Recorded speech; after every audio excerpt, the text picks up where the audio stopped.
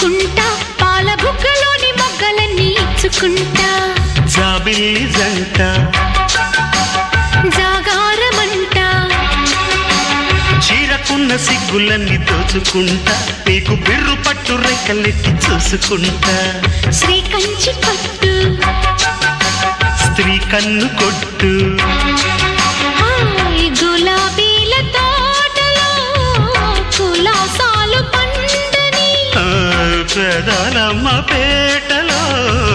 పదాలెన్నో పాడని చిలకమ్మ నీ కోసం